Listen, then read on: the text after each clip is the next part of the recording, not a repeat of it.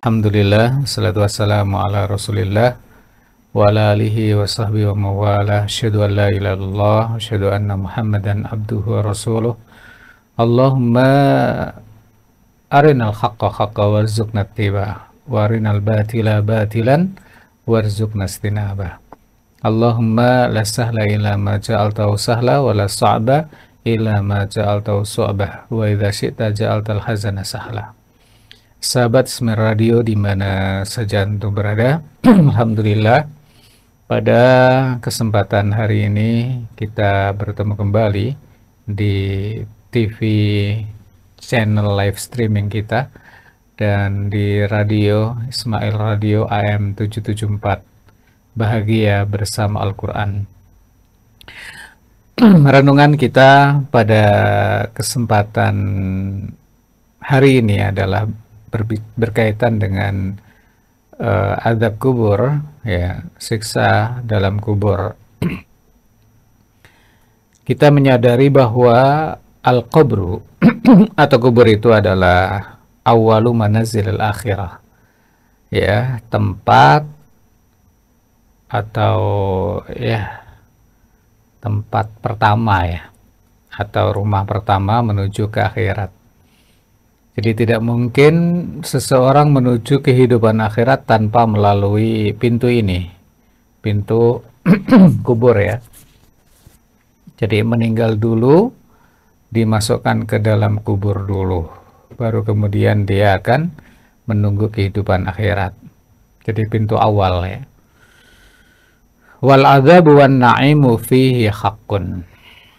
Azab dan nikmat di dalam kubur itu adalah hak. Jadi azab kubur itu adalah hak. Terbukti di akhir salat kita juga berlindung kepada Allah Subhanahu wa taala min azabil qabr, dari azab kubur, ya.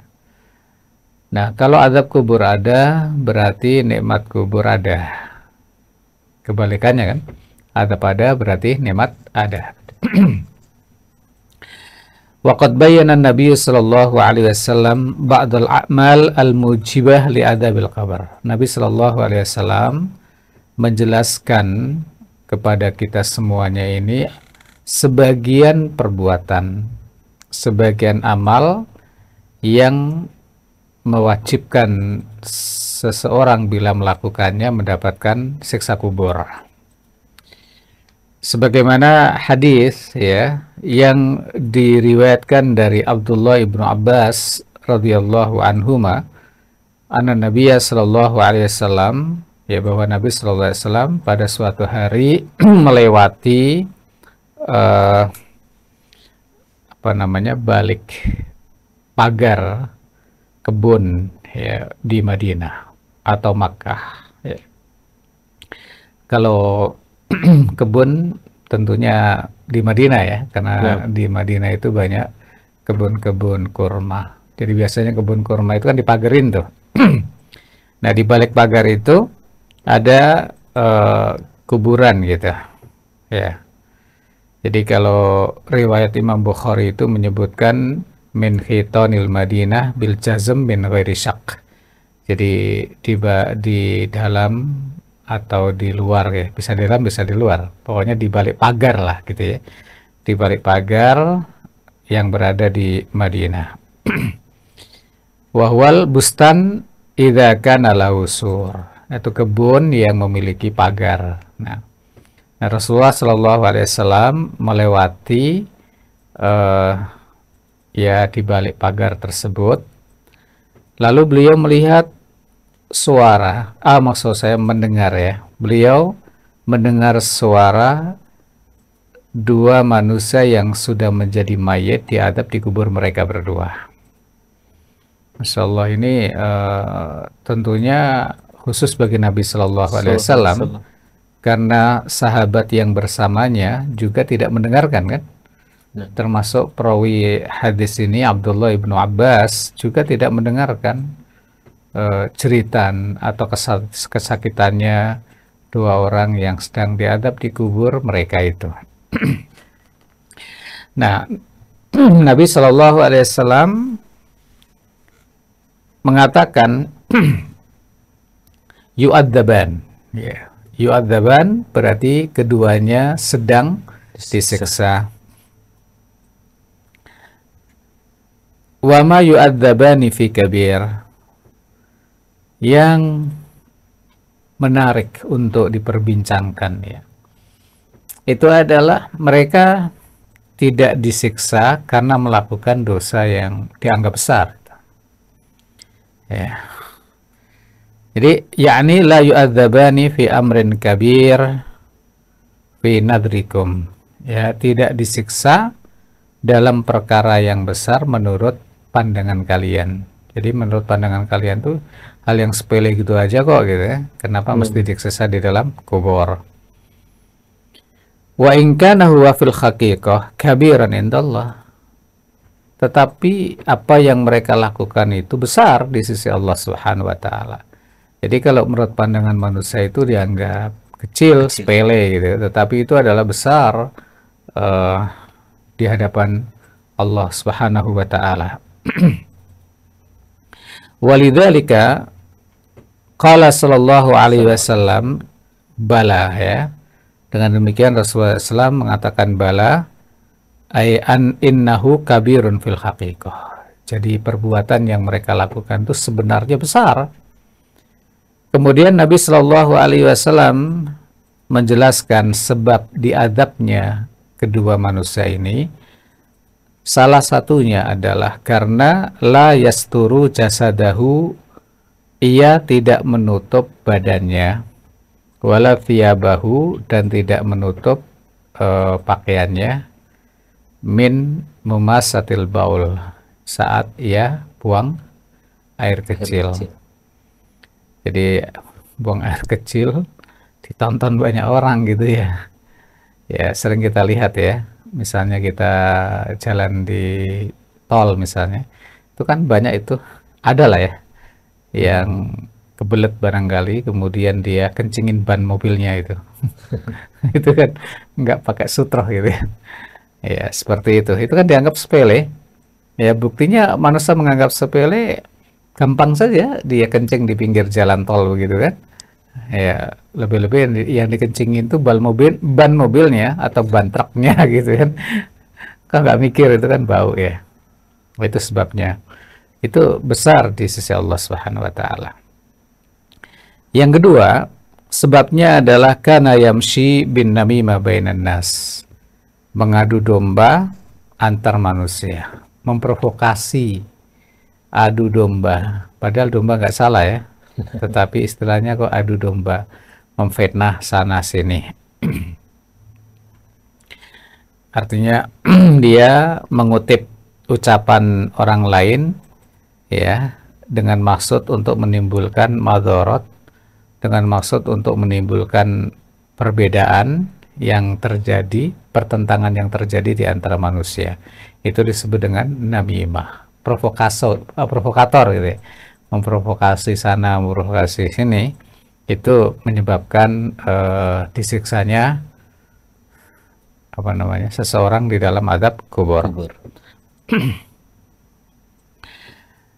Nah, summa da'a sallallahu alaihi wasallam bi jaridati nakhlin. Lalu atau kemudian, ya, Nabi Shallallahu Alaihi Wasallam meminta supaya diambilkan pelepah kurma.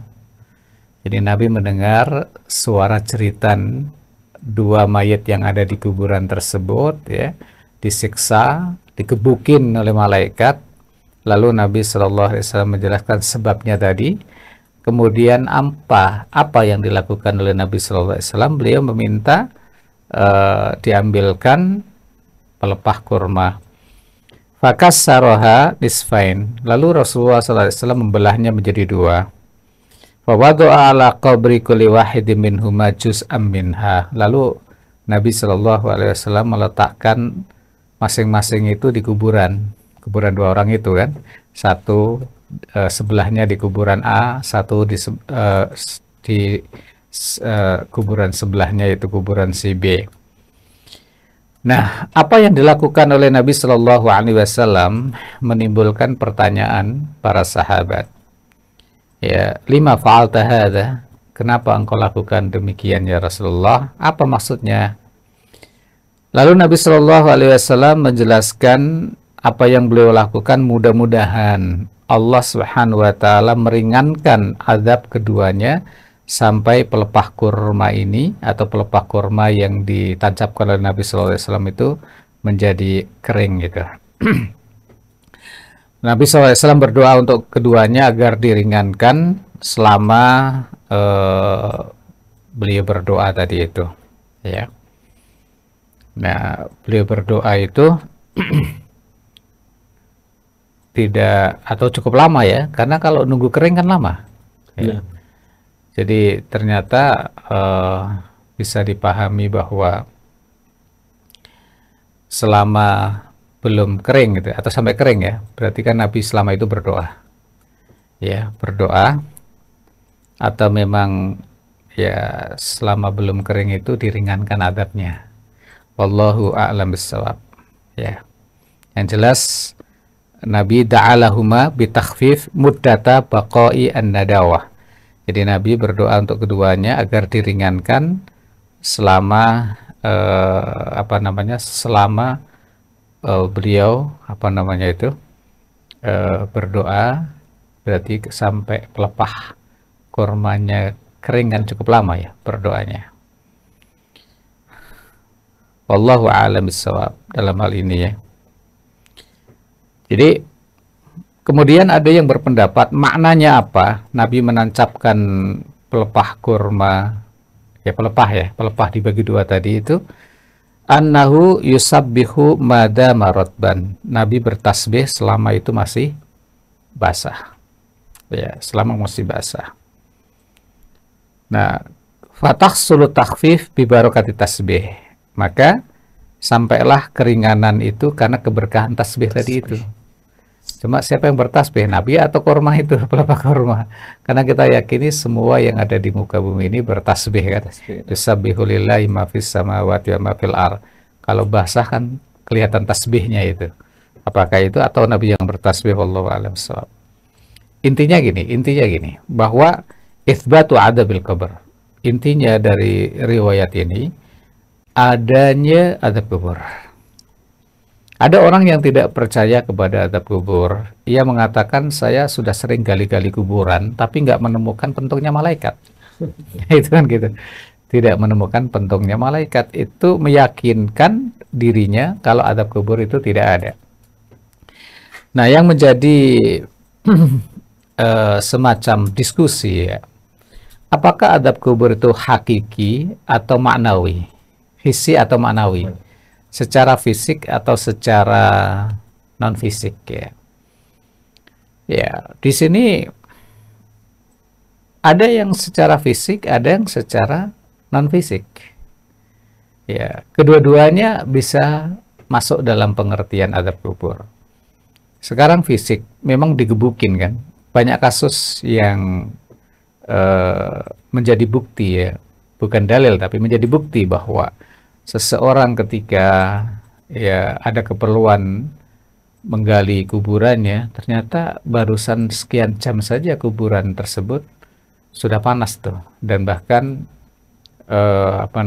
mayatnya itu terbakar ya. Itu ada beberapa kisah itu. Ada seorang ustadz yang bercerita pada waktu dia di Yaman itu ada peristiwa itu. Ya, ada anak muda yang meninggal kemudian dikuburkan itu. Nah, jadi kakaknya ini alim ya. Kakaknya ini alim, ada bekas di tangannya itu kebakar begitu. Kemudian murid-muridnya bertanya, ya Syekh, tangan Anda bekas kebakar tuh apa yang terjadi sesungguhnya? Ya mungkin melepuh, mungkin apa ya, tangan ini kan bakar. Terus kemudian dia cerita bahwa dia punya adik yang dulunya meninggal dunia dikuburkan, ternyata ada sesuatu yang tertinggal. Ya, diingat-ingat di mana tertinggalnya, ternyata dompetnya atau apalah Yang penting itu tertinggal di kuburan gitu. Kemudian diskusi dengan yang lain, boleh nggak digali kembali. Setelah digali ternyata ada api di situ.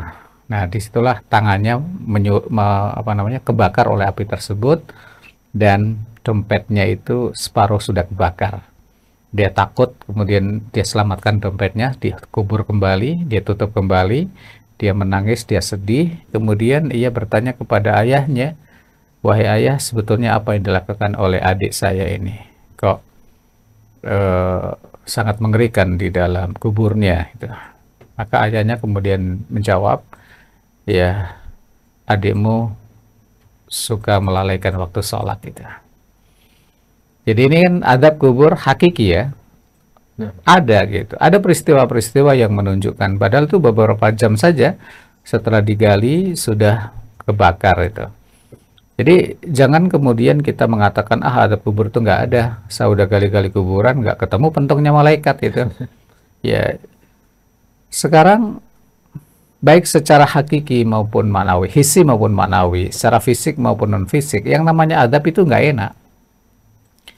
Katakanlah seseorang mimpi, seperti mimpi ya, tapi digebukin oleh orang gitu, dikeroyok, digebukin, kan nggak enak juga. Nah. Itu kan mimpi ya, katakanlah mimpi itu kayak mimpi aja. Iya, mimpi digebukin orang nggak enak, betul ya? Betul. Iya. Atau digebukin sebenarnya juga nggak enak kan? Iya, mimpi digebukin nggak enak, kemudian sebenarnya digebukin orang juga tidak enak. Sama seperti katakanlah seseorang mimpi indah gitu ya, mimpi jadi pengantin baru. Sekedar mimpi aja jadi pengantin baru sudah seneng kan? Nah. Apalagi betulan ya kan, jadi pengantin baru ya seneng gitu. Nah, jadi kita nggak perlu persoalkan hissi atau ma'nawi, yang jelas kita meyakini bahwa azab kubur itu ada. Jadi ini yang pertama ya. Jadi itsbatu adzabil kubur.